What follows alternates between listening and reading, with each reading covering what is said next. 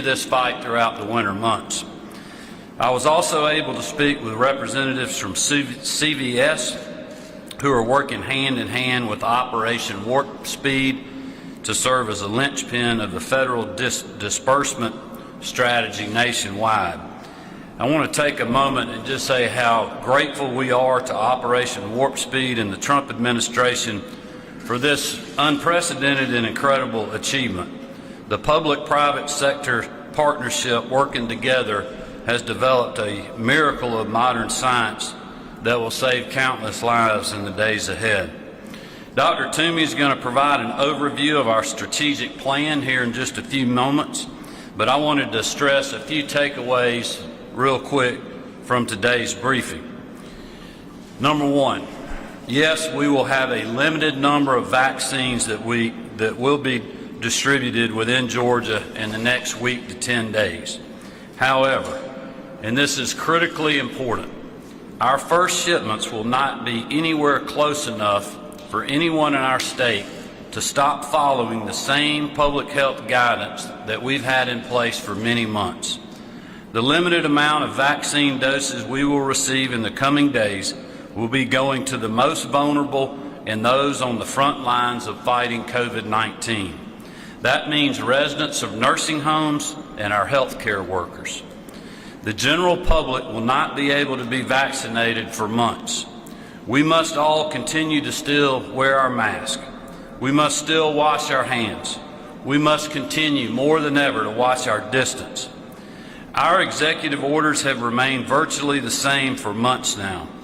We have been able to successfully balance both lives and livelihoods. Georgia businesses have been allowed to resume operations, and people have been allowed to exercise their constitutional freedoms. Not every state has taken this approach, and my plea to Georgians is this: to keep Georgia open, to keep hard-working people employed, to keep food on the table for thousands. Please follow the guidance that we've been preaching for months now. These simple steps have been proven to work. No government mandate is going to get rid of this virus. Individual Georgians stepping up to the plate who will slow the spread of 19. That is what I'm asking everyone to do. I fully realize and appreciate how tired everyone is. Everyone wants to go back to the normal Georgia. I understand that. Our public health workers have worked long hours. Our nurses and doctors have been taking long extra shifts. Our teachers have had to adapt to drastic changes in their profession, as well as the rest of our educational leaders. And too many parents have had to figure out a way to keep their kids' education on track, all the while still figuring out how to pay their rent. Waiters and waitresses, hospitality workers, and countless other hard-working Georgians have had to take fewer hours or find a new career altogether. This year has brought unimaginable hardship, but it is my belief that we have lost too many loved ones, too many friends and neighbors to give in to this virus. Too many businesses have gone under, and too many families have literally lost it all. We cannot give up now. We all must do our part so that the sacrifices that everyone has made will not be done in vain. This long nationwide nightmare will end. The vaccine is on its way. Therapeutics, as we know, are getting more plentiful by the day. And I'm asking everyone to continue to hunker down and do a few simple things for the next few months. Wear your mask, wash your hands, practice social distancing, and continue to follow the public health guidance that we've had in place for a very long time. Remember that we are all in this together, and we will get through this together. And I'm confident that our best days are still ahead of us. So thank you, and God bless you, and I'll now turn it over to Dr. Toomey.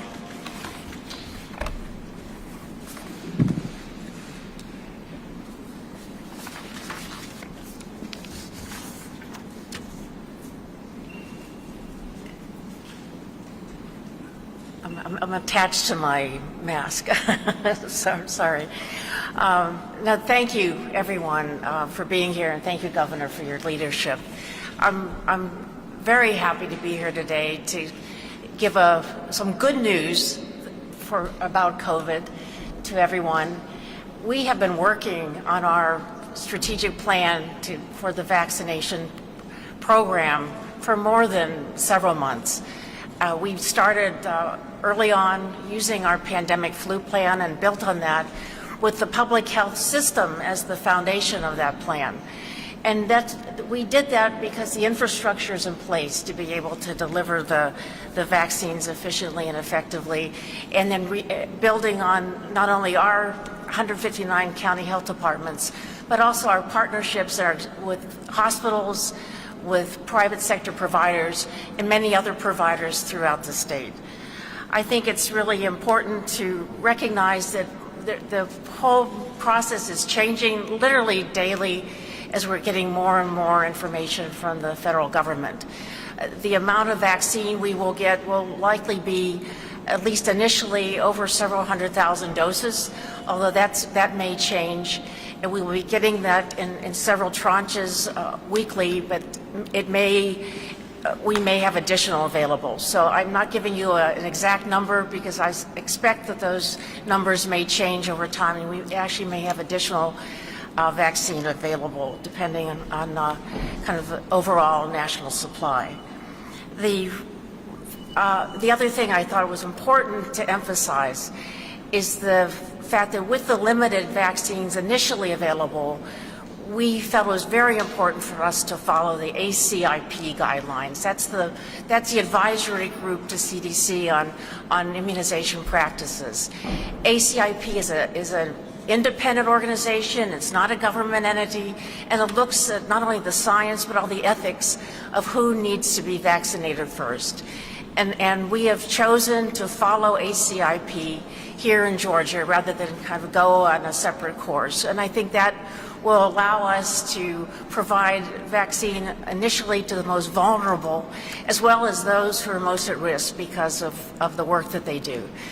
And so following ACIP guidelines, this initial tranche of vaccine that becomes available in the next several weeks will go immediately to healthcare providers working through largely through the hospital system as well as our public health system, and long-term care facilities, both their staff as well as the residents, recognizing how many individuals have been affected in those facilities. In the next round after that, we hope to not only address the needs of essential workers, including, for example, nuclear power plants, the power facilities, those individuals that keep our state running, as well as older individuals over 65 with multiple health conditions who may be at higher risk for complications. But we have to wait for the ultimate guidelines to come out from CDC, and they'll be coming out in the weeks ahead.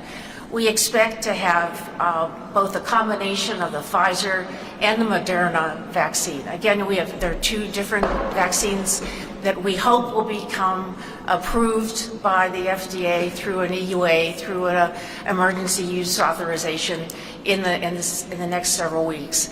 The Pfizer vaccine requires minus 90 freezers. We have those freezers available all over the state. I have identified them as well as have purchased them within public health and have worked out a mechanism to transport vaccine even without the freezers through special carriers that Pfizer has provided in partnership with the vaccine program. The Moderna doesn't require that those deep freezers, it's a regular freezer, and so that'll be easier to transport. We'll be working in partnership with the Georgia State Patrol to transport that vaccine to the various facilities, whereas the Pfizer vaccine will be transported directly to hospitals, for example, that may be providing those vaccines to their healthcare workers, and we'll be able to provide more details on that if you're interested. I think one of the things that is particularly important to emphasize is that communications about these vaccines are particularly important. Communications because there's 2 doses for both of the vaccines, whether it's the Moderna or the Pfizer vaccine, both require 2 separate doses, either 3 weeks or 4 weeks apart. That means not only do we have to have the system in place, which we do, to track and monitor and call individuals back, but to make sure that people will be willing to come back for that second dose. We want to be absolutely transparent about the fact that often that second dose, or even with the first dose, there may be some side effects of the vaccine that are short-lived and not a difficult thing to deal with, but it may discourage people from going back to for the second dose, including mild fever, pain in the arm where the vaccine was administered, or even some flu-like feelings. Again, being very transparent, I think that's something that we need to communicate about. That's to be expected. It's not a complication. It's not a problem that needs to be worried about, and that we need to take that into consideration as we're vaccinating healthcare providers and others, that they may miss a day of work after those vaccines. The other thing that I think is extremely important, and I have mentioned this before, even as we did our planning for this for months and used our influenza vaccine campaign as a model of how we would roll this out, is that many people are hesitant about vaccines in the state anyway. And I heard someone say on the radio the other day that this is the only vaccine that's had its own anti-vax campaign begin even before a vaccine was produced. And I think that's a challenge that we have, because we have to reassure everyone that this vaccine is safe, effective, and there's good science behind that. And many people in my own community, my neighbors, my friends, my relatives, both here and out of state, have said to me, are you getting the vaccine? And I can say with great enthusiasm, I can't wait to be vaccinated. I'm so looking forward to that opportunity, and I hope that we can convey that same desire to people throughout Georgia. Because until we can vaccinate as many Georgians as possible, we will not have the level of immunity within the state as a whole to prevent continued spread. And I think that is an important thing to say. I think the messages will be particularly important in African American communities where there has been a disproportionate impact of COVID on those communities and disproportionate complications. We really want to ensure that our communication messages focus on the concerns and the good science that's there, that we feel very confident that these vaccines will work, are safe, and are important to ensure the safety of all Georgians at this time. The final thing is to say that I hope that we can continue to communicate about this as we roll out our vaccine plans. There's many things will likely change. We will have to be agile because on the federal side, a lot of the issues, particularly the vaccine, numbers of vaccines are changing and increasing. The exact quantity of vaccine, the exact type of vaccine we're going to get has not yet been clarified. We will clarify that as soon as we have that information available, and we'll share that with you on an ongoing basis. I expect to be communicating with you regularly throughout this process so that we not only have the most accurate, up-to-date, transparent information available, but that also we can ensure that people feel comfortable with this vaccine program, and that we can encourage as many people as possible to be vaccinated when the time comes and the vaccine is available to everyone. We expect that this vaccine will continue through this year, probably not till summer, where we have vaccine for everyone throughout the state. But throughout that time, the other message that I need to convey, as the governor laid out, is we can't give up, we can't get tired, we can't give up the continued attention to all those simple safeguards that will keep us safe during this time, even as we're working to ensure the vaccine is distributed throughout the state. And yet, wash your hands, wear a mask, social distance, follow the guidelines for gatherings. Looking forward to Christmas ahead. Again, that could be another opportunity for us to try to prevent new cases as we protect our families, as we did at Thanksgiving time. And the last message I can't forget is get a flu shot. It's not too late, even as you're waiting for your COVID vaccine, to get your flu shot. It's not too late in the season. We are so far seeing a very mild flu season. I think part of that reflects the fact that everyone is following the guidelines more effectively than we had in years past.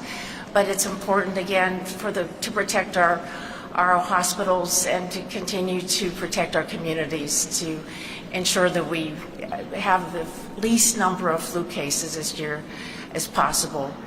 As we approach nearly 500,000 COVID cases in Georgia, at the numbers I looked at today, I think it's really important, again, to emphasize how these basic measures will need to continue to be followed, even as we roll out this vaccine campaign with unprecedented speed and good science behind it.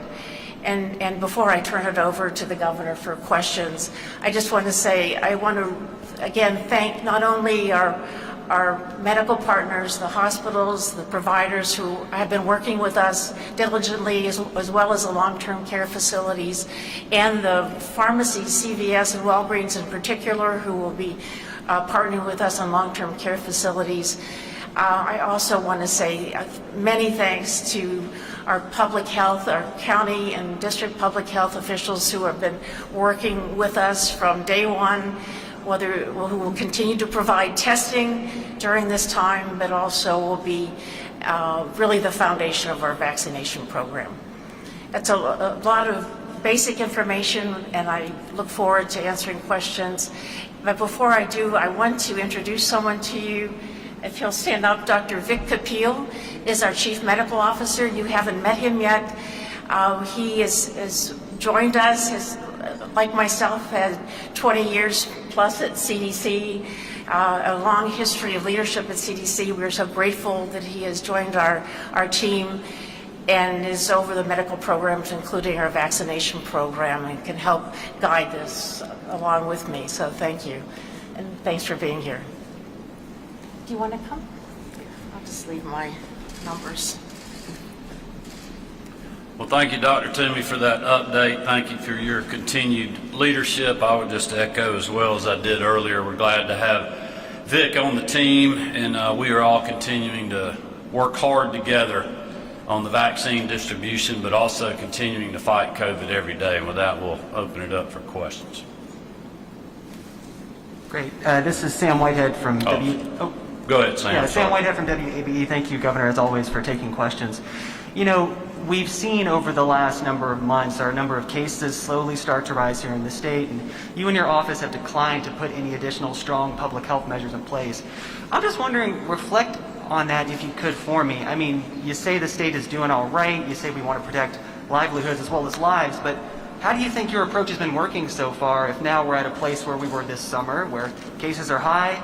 I was on this call with the hospitals. They're concerned about bed capacity, staffing. Just reflect on the situation for me, if you could.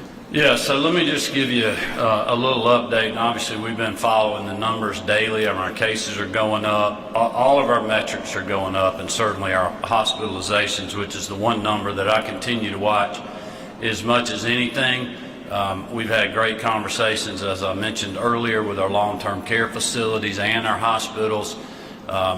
You know, we know and have been talking to them about staffing. We're also working with our partners in Washington about the CARES Act funding ending 12/31, which creates some issues with potential additional staffing resources. So we're working and planning through that as we speak. You know, I think there's good news here, and then there's not so good news, right?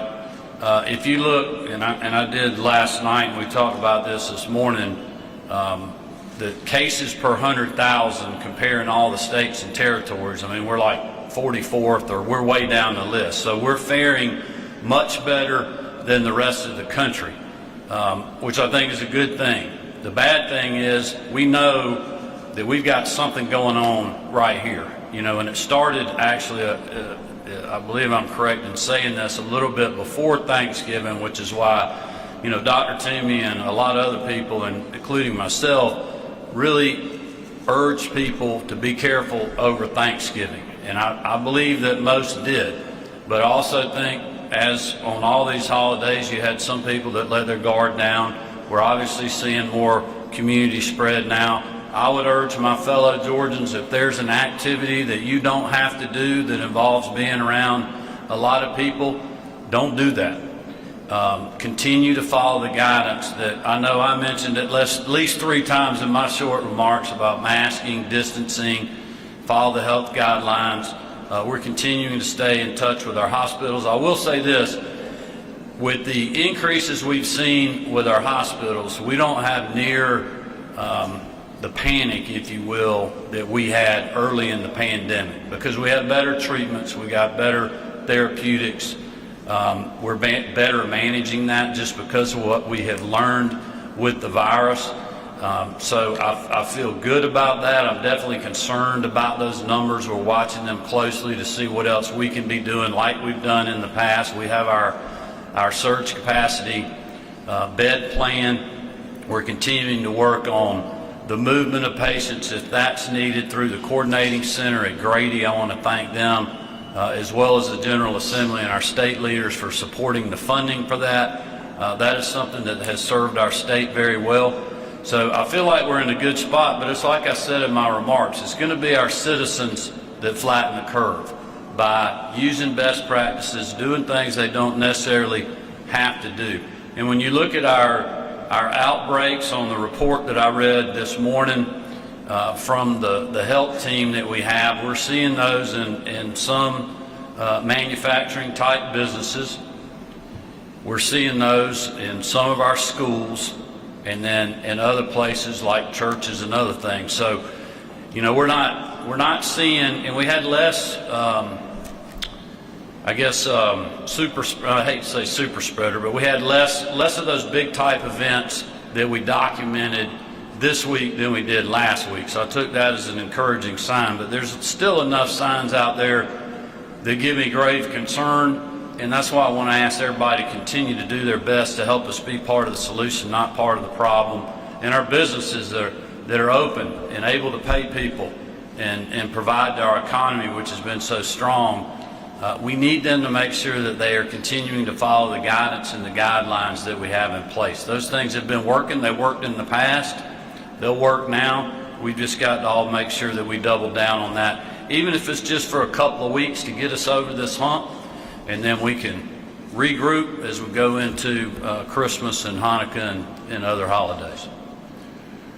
This is Andy Miller, Georgia Health News. I had a couple of questions for Dr. Toomey, if that's okay.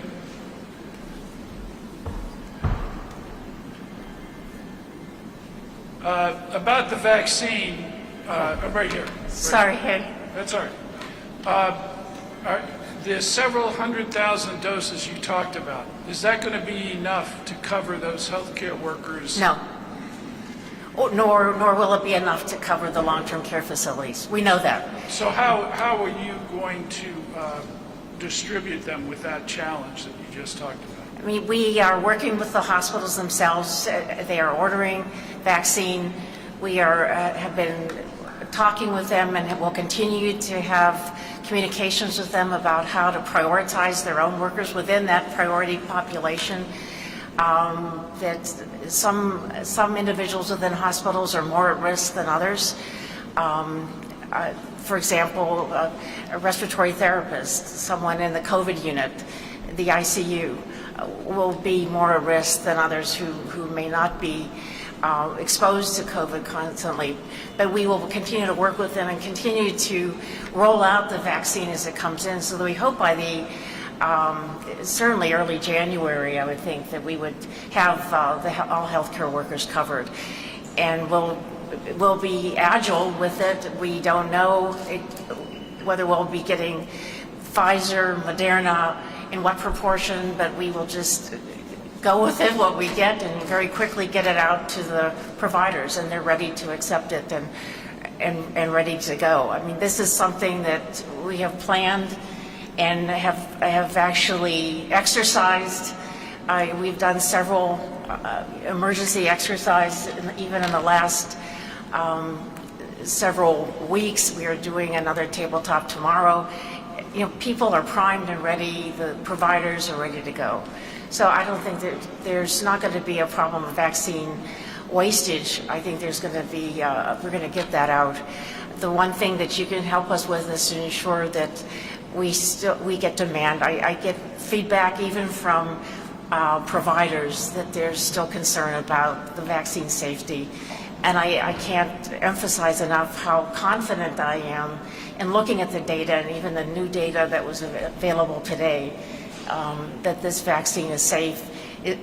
No question it's effective, and that it will be a game changer for us in Georgia once we're able to immunize not just the healthcare providers and long-term care facilities, but everyone in the state. So will providers make the call in terms of who gets vaccinated within their facilities? I mean, the individual, they make the distribution requests. It's in the end, it's our state public health immunization team that makes the final call about where the vaccine goes. But within the hospital itself, they make the call, but we make some recommendations about who gets it within those facilities. Will rural areas be more of a challenge getting the vaccine to them and distributed versus, let's say, Metro Atlanta?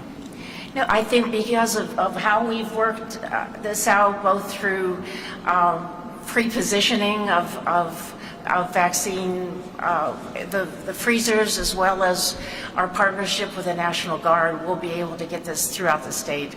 I'm very confident of that. And the fact that all of our health departments, every single one, 159 health departments, are part of this activity, they will be, in a sense, really critical to ensuring that we get the vaccine to everyone, no matter how remote the area.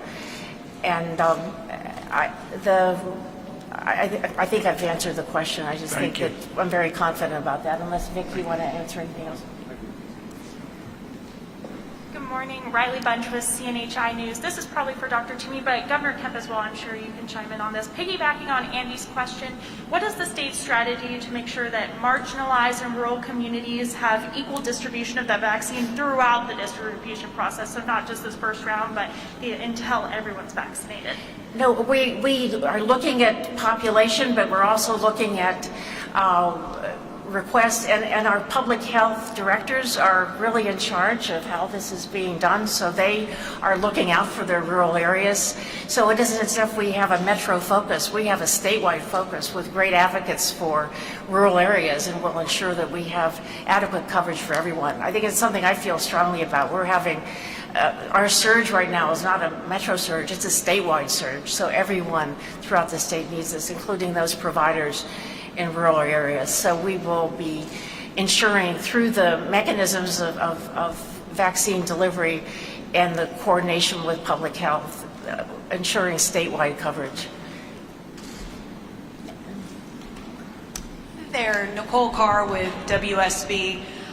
We talked about the state standing as compared to others in the country, and we've also talked about when we add our antigen cases in, what our outlook looks like. In wanting to preserve economic stability, is there a point, do we have a metric where we go into stricter guidelines? And if not, with citizen responsibility, do we ever go back to daily briefings and to talking to the public every day and hammering in what we need to do? Yeah, sure. Well, I would just tell you that we watch the numbers daily, You know, we're not setting some number over here 2 weeks from now and then try to figure out what that looks like 2 weeks from now. I think we've seen in the past people that have done that. It boxes them in. It does not allow them to be flexible. The best thing that we have going for us are these two people right here. There's nobody in the country, I think, that has as much experience as they do in public health, dealing with these type issues, and they're doing a great job. So we're going to continue to make decisions on data and science and where we are with our systems, which is why I stay in constant contact with our hospital CEOs, just not in Atlanta, but all over the state. We're going to continue to do that. You know, same for our nursing homes and other facilities that are out there.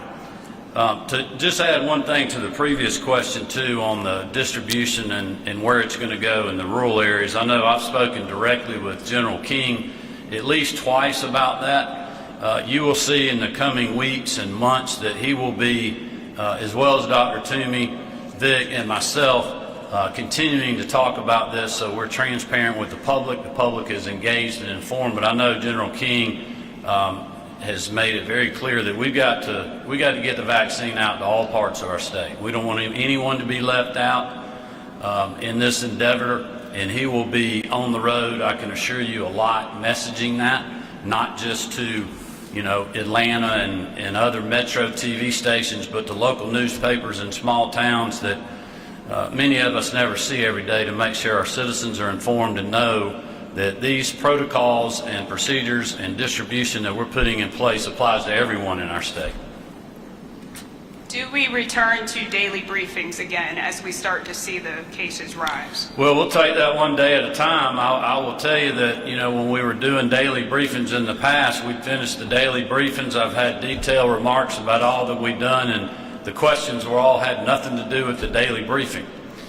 So it's important for us to stay on message and for people to be able to listen to the information that's coming, especially from Dr. Kapil, Dr. Toomey, General King, the rest of the folks on the Vaccine Distribution Task Force, as well as others as regard to wherever we might be with COVID right now. We'll just take that as we continue to deal with it. The best way to avoid having to do all of these things is for people to double down, to help us out just over the next couple of weeks to stop the spread, and let's change the trajectory a little bit. Even if you don't do it for yourself and your family, do it for those hospital workers and the people that are really getting nervous about our hospital bed capacity right now. Hi, my name is Melina Weiskup with NTD News, The Epoch Times. I just have a couple of questions. Many people have come to me with the concerns about your decision of not calling a special session as it relates to the election, especially with the Senate race coming up. So what was your reasoning behind that? Was this evidence presented at the hearings last week not substantial enough, or was there another reason? Well, I've been very clear about the special session. I don't know exactly what issue you're referring to fixing at the special session, so that might change the way I answer the question if you have a specific issue that would actually be approached in a special session. I think mainly just looking more into the allegations of election fraud and possibly overturning the state's results. Do you think that, was the evidence that was presented at the Senate Oversight Committee in the witnesses' testimonies, do you feel those were substantial enough to call a session in order to look into those allegations more, or do you think it wasn't substantial? Well, let me take the first part of the question, or at least one part of the question, on overturning the electors. That would be unlawful and unconstitutional. I made that very clear over the last couple of days. The Attorney General actually weighed in on that. The General Assembly in 1960 made it very clear that the General Assembly cannot change or overturn the electors in this state if they are elected by the popular vote on the proper day for a presidential election. So that proper day happened. That vote has been certified twice now, and so that the talk of doing that is simply unlawful and unconstitutional. On the part about the evidence that was become in front of a Senate panel, the Constitution and laws of the state are very clear as well. The Secretary of State has the investigative authority for elections, fraud, and everything else in our state. Thankfully, he asked the other day, and I eagerly told him that we would send the GBI to help his investigators to speed up the process, to look for any sort of fraud that is in the election, and that's exactly what they're doing. But, you know, he said he has 250 cases that he's investigating right now, or complaints. I feel confident that he's doing that, and he should. But for us to call a special session because of evidence that was presented in a Senate hearing does not address the way that evidence should be used to alter an election in Georgia. That process, by law, is set up to go to the courts. If that evidence is so overwhelming, there's options for the legal team of any campaign that was on the ballot on November the 3rd to take those into a court of law, to present those to a judge and have the judge rule on those matters. You know, this is not an issue that's set up in the General Assembly for lawmakers or myself per the Constitution and laws in the state to deal with. Now that doesn't mean when we get back in session in January that we won't be looking at some of these issues, and I made it very clear that I'm very open to working with the legislature to do just that, especially with our absentee ballot process and perhaps requiring a photo ID in regards to that. Thank you so much, Governor Kemp. And one follow-up on that, I just wanted to give you an opportunity to respond to some of these allegations, specifically by Attorney Lynn Wood.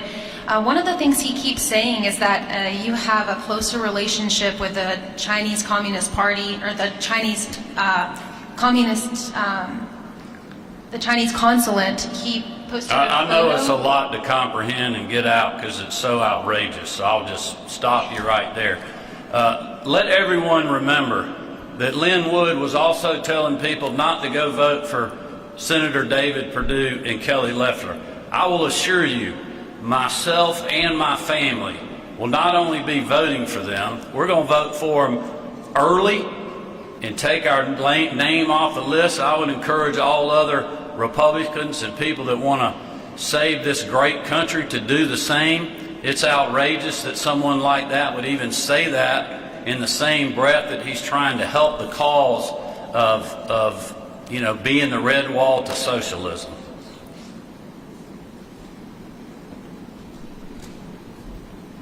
Governor Brian Kemp, Joe Henke with 11 Alive. Thank you for the time today. Hesitancy to the vaccine was discussed here a little bit. I was on the roundtable discussion last week with hospital leaders, and Dr. Toomey mentioned, and hospital leaders backed her up, that on the ground, we're hearing from doctors and nurses that are hesitant to take the vaccine. In some hospitals, large numbers of them. What specifically is being done to overcome that burden? And if you aren't able to overcome that burden, a lot of doctors and nurses on the front lines not taking the vaccine, are you worried that that sends a strong message to the public that the vaccine is not safe? Yeah, and we've actually, that's a great question. We've actually been talking about that. We'll continue to be messaging about that when we get the vaccine. I specifically discussed that on our hospitals, Metro Hospital CEO call the other day. You know, they're hearing and seeing those same things, which is concerning. But I also think there's a lot of ways that we can message once the vaccine gets here, with people like Dr. Toomey taking it, myself, other prominent people. I think will give people more confidence that the vaccine is safe, and that's something that we're actually going to be working with, and we'll have more coming to you all in a format like this to continue to reassure our citizens that it is safe and they should take it. And I think once it gets out there and people start taking it, Dr. Ben Watson, who happens to be a state senator, was in the trials and took it, and he'll be a great messenger for us, but there'll be many more like that, including myself. And just a couple quick other COVID items. One, with where the numbers are right now, we can still see more of an uptick coming from Thanksgiving, since that's not completely in the rearview mirror. Are stronger executive orders for Christmas and New Year's time possibly on the table? Well, I mean, look, we'll keep everything on the table, but that's what I'm urging people not to have to even consider. We've dealt with this before after holidays. Georgians did, really, really great work going into some of our holidays in the past. We'll see where Thanksgiving gets us. I mean, I know we still got another week or two to really kind of see where we are and, you know, what the trends are going to do. But it's up to all of us. You know, this is a virus. It is up to all of us. I mean, you look all over the country. Everybody's got all these different regulations, and they're shutting down here and shutting down there, and they're in much worse shape than we are. And I'm not criticizing anybody else. I'm just saying the things that we have in place will work. We've seen them work in the past. Our regulations that we have in place right now are the same that they were when we were at some of our lowest numbers ever. So, you know, we got to get people to help be part of the solution, not part of the problem. And I think half of it is people are fatigued. I mean, they're tired of this. I know I am. I mean, it's been tough on our kids.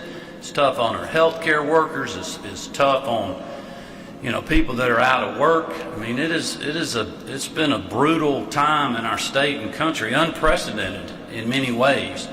But this is also a good time in Thanksgiving to be thankful for what we have in these really tough times, and going into really the hope that the Christmas season provides for us to take advantage of that for the next 2 or 3 weeks, and let's get back in a better place. I'm confident that we can do that.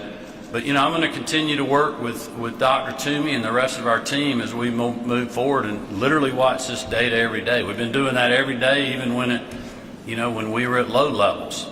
And we'll continue to do that. And last thing, the Arizona legislature has shut down for a matter of weeks because of exposure to Rudy Giuliani with his positive test. He was here at the state capitol, obviously. I believe this past weekend, some state senators met in Athens for the biennial.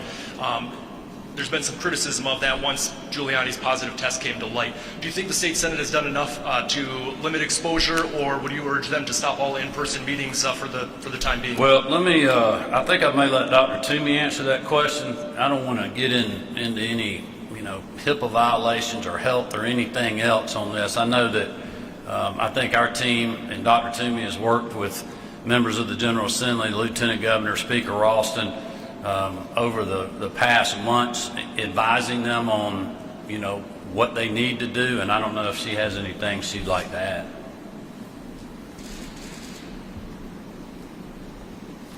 No, thank you. I personally reached out to Senate leadership with recommendations, also about with the new information about the shortened quarantine, which I thought was important because it didn't mean 14 days. It could be 7 days plus a test. And personally talk to a number of the senators and share the information. And I recently, actually the last hour, was on a Zoom call with the biennial, and it looked like a lot of the individuals were actually doing it online, which is as a webinar, not a in-person. The in-person attendance was quite small, but whether the individual senators I talked to chose or not chose, I can't say, but I personally share that information with them myself on Sunday and Monday. Eric Sturgis, AJC. I was wondering at this point, how much money has the state received from the federal government for vaccine distribution, and how much has the state calculated that will need to help with its plan? What was the second part of that, Eric? Sorry. How much has the state calculated that it will need to adequately, Yeah, I may need to follow up on the budget numbers. I mean, obviously we've spent a lot of money of CARES Act funding, which we greatly appreciate. So we'll circle back with you on the exact numbers on that. I would say this, kind of going, I guess just reading, some of the press that's out there on the bipartisan negotiations that are going on about another addition to the CARES Act, what that looks like going into the new year. We've certainly been in touch with our policymakers in regards to that. Obviously, to me, hospital staffing is a big issue. States having the resources to get the distribution out, to continue to do the proper amount of testing, supporting our public health agencies and community health agencies and behavioral health agencies is a top priority. of mine as well. And then you still have the economic piece that I'm sure they'll be addressing too, along with, unemployment and other type issues. So, we're engaged on that conversation. I have no idea where that's going to go. But if nothing happens, I continue to urge them to give us flexibility with the CARES Act funding that we have now, that we could carry that over into the new year and not have a hard stop on 12/31. All right. Hey, Ross Williams with the Georgia Recorder. This one's for Dr. Toomey.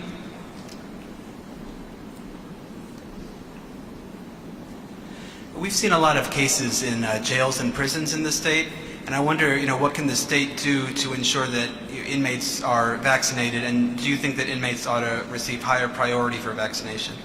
We're going to follow the ACIP guidelines, and that's for all of vaccination. So I don't believe that they have come out yet on correctional facilities, and we've been very engaged in promoting testing and follow-up within correctional facilities. So until the ACIP meets and finishes its recommendations, we won't comment on that. Good morning, Yasmina Alston with CBS 46. What will that process look like of getting the vaccine to the general public, especially when there are some who have concerns, and hearing those side effects? Yeah, and I'll certainly let Dr. Toomey or Dr. Kapil answer that question as well. From a kind of a big picture, that's what our immediate focus, as you can tell from today, is making sure that we get the vaccine to the vaccinators, if you will, our healthcare professionals that are literally, in many ways, at the most at risk, or at least one of the most at risk, and have been dealing with this the whole pandemic. And that's our healthcare workers, not only in hospitals, but also in our nursing homes and other places. And then getting it to the folks that have been affected the most, our long-term care residents.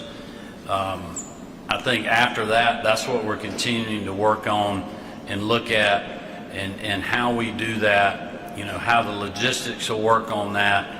And we've really talked a lot about that. We have a lot more to talk about that. We'll continue to be transparent with our fellow citizens, but it's going to be a big undertaking.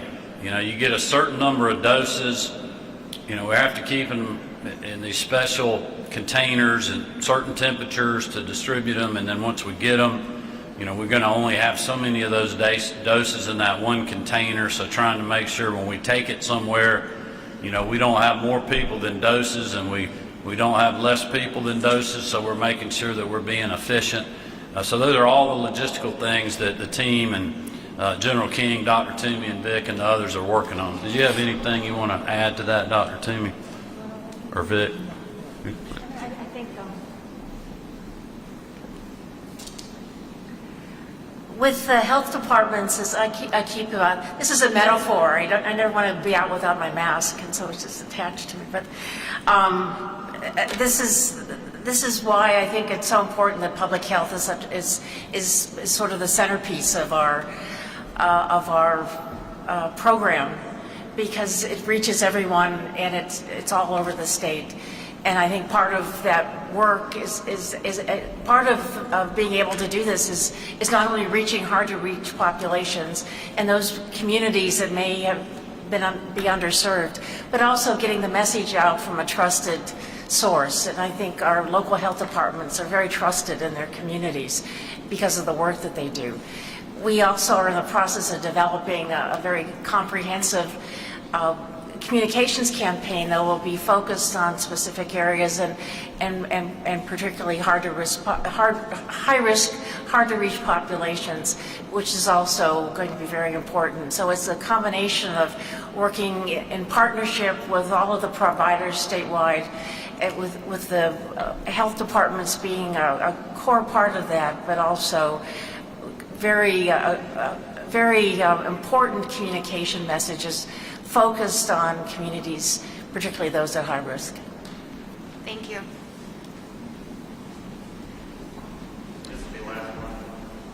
Hello, this is Valencia Jones with Atlanta's CW69. I just wanted to, we've already discussed how the vaccine will be rolled out and who will get its side effects, but I wanted to see if you can recap, as the vaccine is rolled out to the general public, who will pay for it? Is this covered by insurance? Will there be out-of-pocket costs for the general public once it finally gets to that point? Yeah, I'll let Dr. Kapil answer that.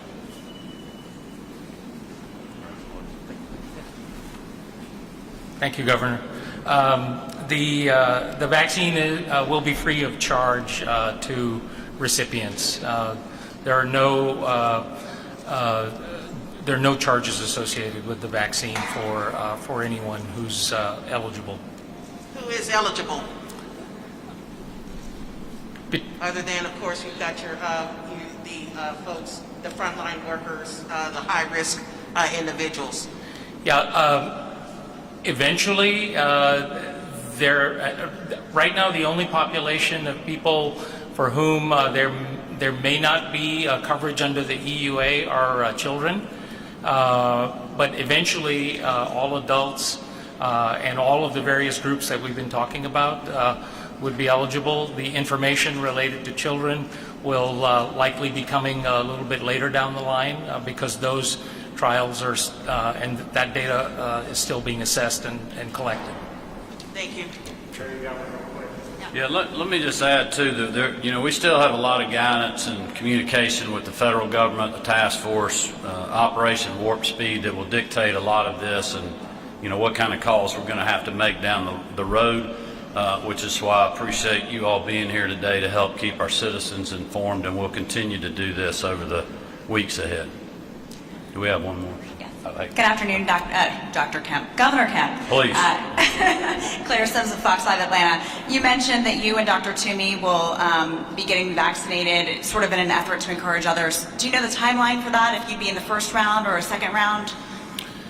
Well, I mean, I haven't really talked to Dr. Toomey about that. I'm willing to do whatever she thinks would be best. I certainly don't want to take the vaccine from one of our frontline healthcare workers or one of our most vulnerable.